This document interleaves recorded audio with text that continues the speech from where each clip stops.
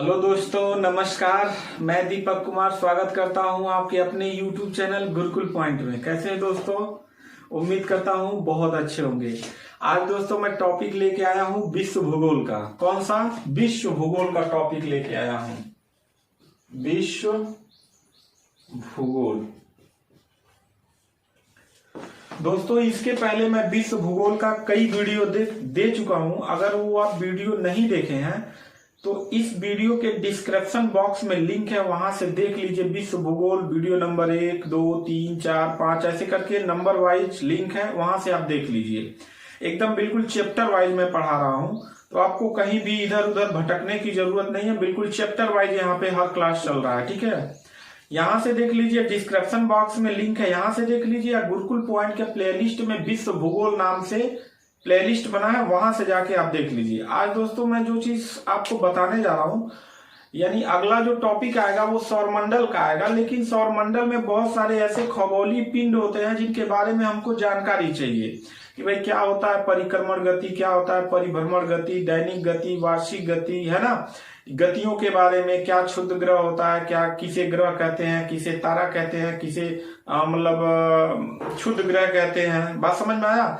तो इस टाइप से कई सारे क्वेश्चन जो है एग्जाम में जब आप सौरमंडल के टॉपिक में घुसेंगे तो वहां पे आपको जरूरत पड़ेगा।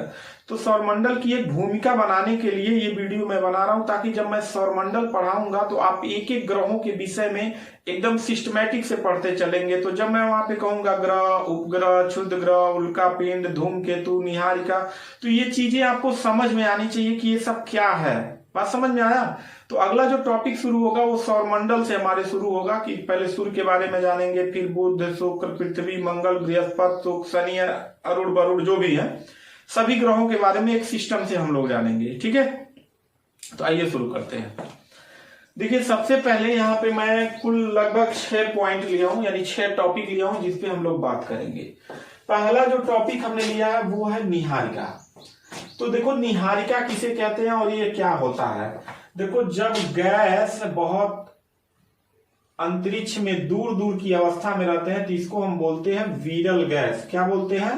विरल गैस बोलते हैं। जब एकदम नजदीक आ जाते हैं तो नजदीक आने के बाद जब ये बहुत नजदीक हो जाते हैं तो उसे हम कहते हैं निहारिका। निहारिका क्या कहते हैं? निहारिका। तब इसमें बहुत गर्मी पैदा हो जाता है तो आगे चल के यही बन जाता है क्या? तारा बन जाता है। तो जैसे सूर्य हमारा क्या है? तारा है। इसका मैं एक वीडियो बना चुका हूं, इसका अगर आप नहीं देखे हैं तो डिस्क्रिप्शन बॉक्स में लिंक है कि तारे का जन्म और मृत्यु कैसे होता है, तो वहां से आप देख लीजिएगा।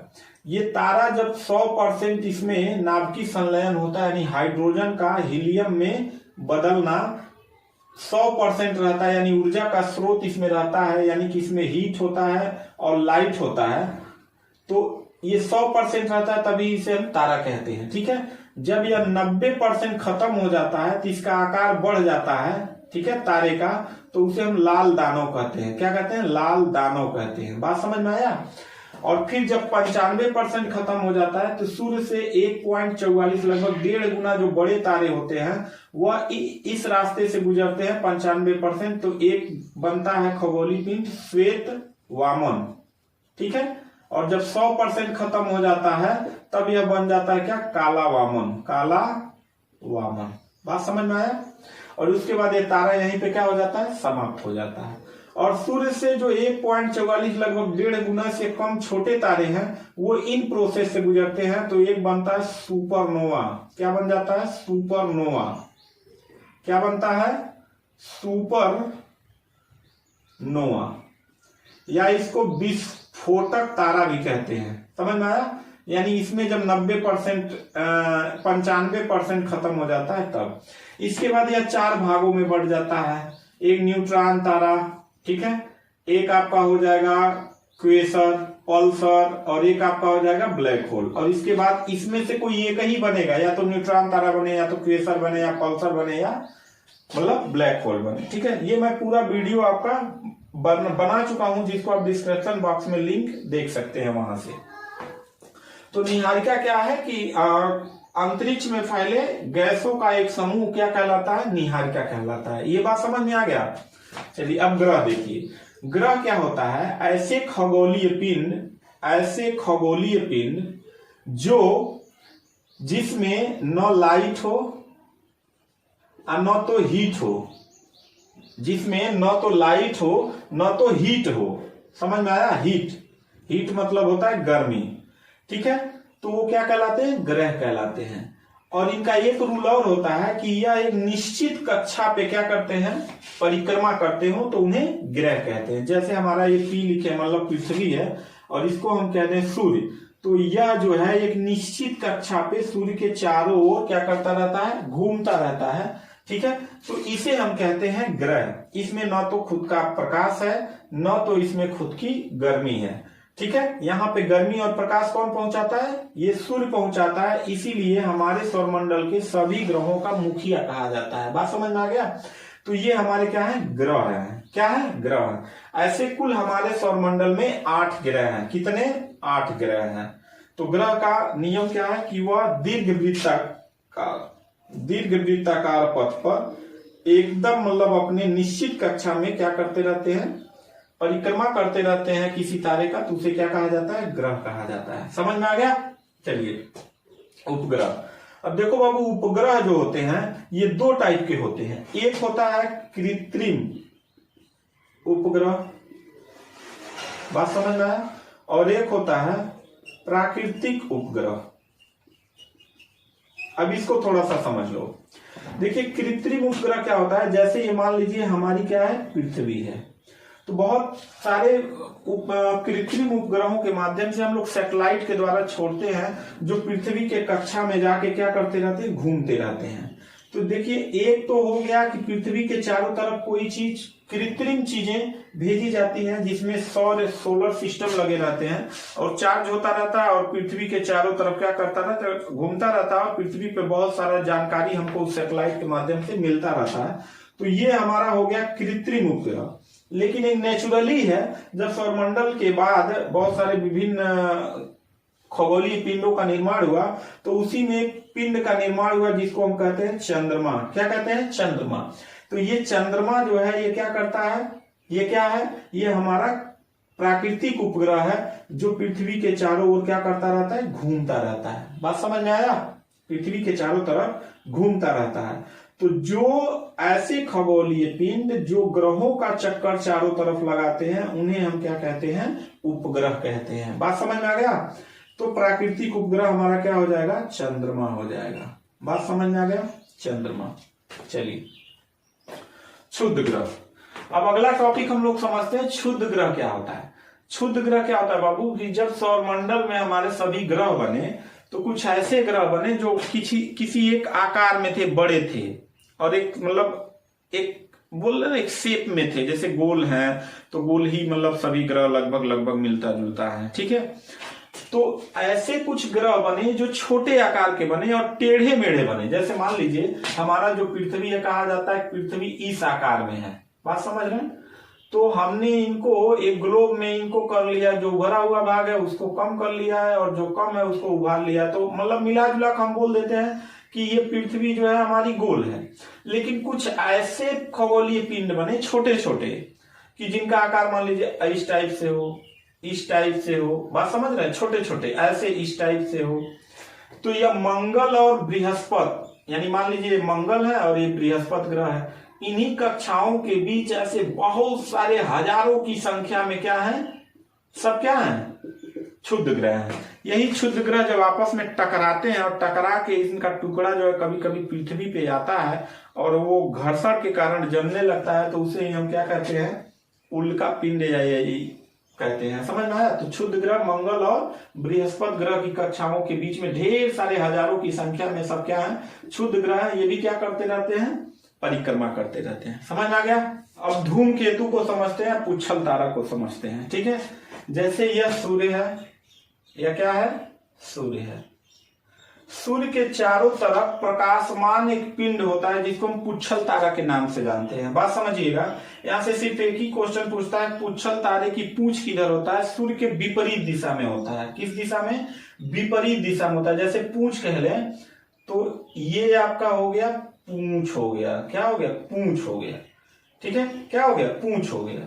भाई कोई चीज जब घर्षण करेगा तो आगे वाला हिस्सा क्या हो जाता है, पतला हो जाता है। जैसे मान लीजिए पानी में नाव चलाते हैं तो नहीं आगे ऐसे रहता है, तो पानी को चीरता हुआ चला जाता है। अगर नाव एकदम ऐसे शेप आकार में हो तो क्या हो जाएगा, दिक्कत हो जाएगा। जैसे हम लोग गाड़ी पे अगर कोई चीज मान लीजिए दरवाजा ऐसे लेके जाएंगे तो हवा रोक देता है ना, तो गाड़ी आगे बढ़ नहीं पाती है। इसीलिए गाड़ी का देखेंगे आकार ऐसे होता है, या तो बुलेट ट्रेन का ऐसे होता है, ठीक है। तो यह घर्षण के कारण आगे वाला भाग पतला हो जाता है, इसकी पूंछ पतला हो जाती है और पीछे चौड़ा हो जाता है। यहां से बस एक ही क्वेश्चन पूछता है, ठीक है। ये ऐसे खगोलीय प्रकाशमान पिंड हैं जो सूर्य के चारों ओर क्या करते रहते हैं, चक्कर लगाते रहते हैं, और इनका पूंछ जो है सूर्य की विपरीत दिशा में पाया जाता है। समझ में आ गया, ये था पूछल तारा। अब समझिए कि उल्का पिंड या उल्कासम क्या होता है। ऐसे खगोलीय पिंड होते हैं जो आपस में लड़ के टुकड़े हो जाते हैं, और वह ग्रुप पृथ्वी की गुरुत्वाकर्षण शक्ति के कारण, जैसे मान लीजिए पृथ्वी है तो इसका गुरुत्वाकर्षण शक्ति है, और कोई छोटा मोटा पिंड जो है ऐसे इसके मंडल में आता है तो पृथ्वी के गुरुत्वाकर्षण शक्ति के कारण इसके वायुमंडल में घुसता है। और आपको पता है कि सूर्य जब पश्चिम से पूर्व की ओर घूर्णन करता है, और जैसे ही घूर्णन करता है तो वायुमंडल भी घूमता है, तो इसमें कोई चीज जब आएगा तो घर्षण के कारण ये क्या हो जाता है, आग लग जाता है, और आग लग के वो क्या हो जाता है, समाप्त हो जाता है। तो जो समाप्त हो जाता है उसे उल्का पिंड कहते हैं। और जो समाप्त नहीं होता है और बहुत बड़ा आकार का होता है और जलते जलते आके पृथ्वी के धरातल पे गिर जाता है और वहां पे गड्ढा हो जाता है जिससे झील बन जाता है, उसको हम कहते हैं उल्कासम कहते हैं। क्या कहते हैं, उल्कासम कहते हैं। और यह बार बार घटना जो है कि बार बार जलते, रात में आप देखे होंगे कोई चीज जलते हुए आएगा, खत्म हो जाएगा, खत्म हो जाएगा, तो उसको उल्का वृष्टि कहते हैं या उल्का सावर कहते हैं। बात समझ में आ गया। अब अगला समझे आप, ध्रुव तारा किसे कहते हैं। ध्रुव तारा क्या होता है, ये सदैव उत्तर दिशा में दिखाई देता है। जैसे ये मान लीजिए पृथ्वी है, पृथ्वी का ये वाला हिस्सा जो है उत्तर दिशा कहलाता है, ये उत्तर कहलाता है, ठीक है। ये दक्षिण दिशा कहलाता है, ये पूरब कहलाता है, और ये पश्चिम कहलाता है। तो यहीं से ऊपर की तरफ यहाँ पे एक तारा होता है जिसको हम ध्रुव तारा कहते हैं। क्या कहते हैं, ध्रुव तारा कहते हैं। ये हमेशा पृथ्वी से उत्तर दिशा यानी उत्तरी ध्रुव की तरफ रहता है। बात समझिएगा।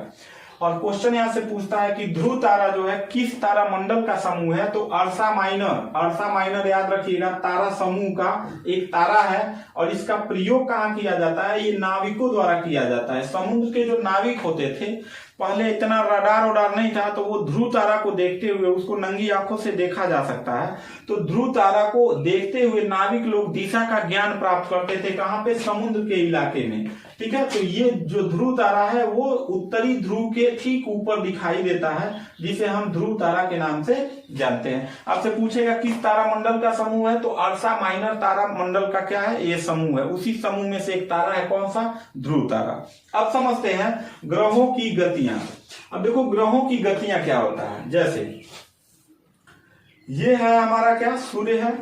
सूर्य एक जगह क्या है, स्थिर है। सूर्य एक जगह क्या है, स्थिर है। लेकिन इसके जो परिवार के सदस्य हैं, जैसे बुध है, शुक्र है, पृथ्वी है, मंगल है, बृहस्पति है, इस टाइप से जो है यह दीर्घ वृत्ताकार पथ, ये देखो दीर्घ वृत्ताकार पथ ही से कहा जाता है। यानी अंडे के आकार में यह सूर्य की क्या करते रहते हैं, परिक्रमा करते रहते हैं। सभी 8 ग्रह क्या करते रहते हैं, परिक्रमा करते रहते हैं। ऐसे जितने 8 ग्रह हैं ये सब क्या करते रहते हैं, परिक्रमा करते रहते हैं, ठीक है। तो इनके परिक्रमा का, जो ये सूर्य की परिक्रमा करते हैं, तो गति 2 प्रकार की होती है। एक गति होती है वार्षिक गति। क्या होती है, वार्षिक गति। और एक होता है दैनिक गति। दैनिक गति। देखो वार्षिक गति क्या होता है कि जब कोई ग्रह सूर्य के चारों तरफ जब एक चक्कर पूरा, मान लीजिए यहां से, ये मान लीजिए बुध ग्रह है, या मान लीजिए ये पृथ्वी है, यह यहां से घूमते हुए पश्चिम से पूर्व की तरफ घूमते हुए एक चक्कर पूरा कर लेगा, तो उस गति का नाम रखा गया है वार्षिक गति। यानी एक वर्ष में तय की गई गति। एक चक्कर पूरा करेगा तो उसे एक वर्ष कहेंगे। बात समझिएगा। कोई हो सकता है पहले पूरा कर लेता है, कोई बहुत दिन लगा देता है। तो पृथ्वी जो पूरा करती है 365 दिन 6 घंटे में पूरा करती है। तो पृथ्वी का पूछेगा वार्षिक गति कितने समय का है, 365 दिन 6 घंटे का है। इसको वार्षिक गति कहते हैं। परिभ्रमण गति भी कहते हैं, याद रखिएगा, परिभ्रमण गति भी कहते हैं। यानी परिक्रमा इसका करता है, किसका, सूर्य का। तो ये पहली गति हो गया। दूसरा दैनिक गति कहा जाता है। दैनिक गति को कई नामों से जानते हैं, जैसे पृथ्वी है, इसको हम पृथ्वी को यहाँ एक बड़ा कर देते हैं। पृथ्वी का जो अक्ष है बाबू, यह अपने अक्ष पे भी घूमता है, इसीलिए तो यहाँ पे दिन और रात होता है। तो पृथ्वी जब अपने अक्ष पे घूमता है तो उस गति को कहते हैं घूर्णन गति। क्या कहते हैं? घूर्णन गति कहते हैं। दैनिक गति कहते हैं। दैनिक गति कहते हैं। दैनिक मतलब रोज रोज जो घूमे पश्चिम से पूर्व की ओर। और एक गति के नाम से और जानते हैं, इसको परिक्रमण गति कहते हैं। क्या कहते हैं? परिक्रमण गति कहते हैं। बात समझ में आ गया? तो ये ग्रहों की गतियां थी। गति मतलब चलने का जो निर्धारित चीजें होती हैं, ठीक। तो अब अगला हम लोग टॉपिक जो शुरू करेंगे वो सौरमंडल का शुरू करेंगे, क्योंकि ये सौरमंडल के कुछ ऐसे बेसिक पार्ट हैं जिनके बारे में हमको जानना बहुत जरूरी है, क्योंकि हम सौरमंडल पढ़ने जाएंगे और ये चीज हमको नहीं पता रहेगा तो हम लोगों को बहुत दिक्कत होगा पढ़ने में, समझ रहे हैं। तो अब हम शुरू करेंगे सौरमंडल का जो पार्ट है। हमारा सूर्य जो है, सूर्य का पूरा बेस हम लोग पूरा देख लेंगे। सूर्य में क्या क्या होता है, क्या क्या कितने लेयर होते हैं, क्या होते हैं। तो सूर्य के विषय में हम लोग पूरा संपूर्ण जानकारी उपलब्ध करेंगे। तो मिलते हैं नेक्स्ट वीडियो में, तब तक के लिए थैंक यू, धन्यवाद।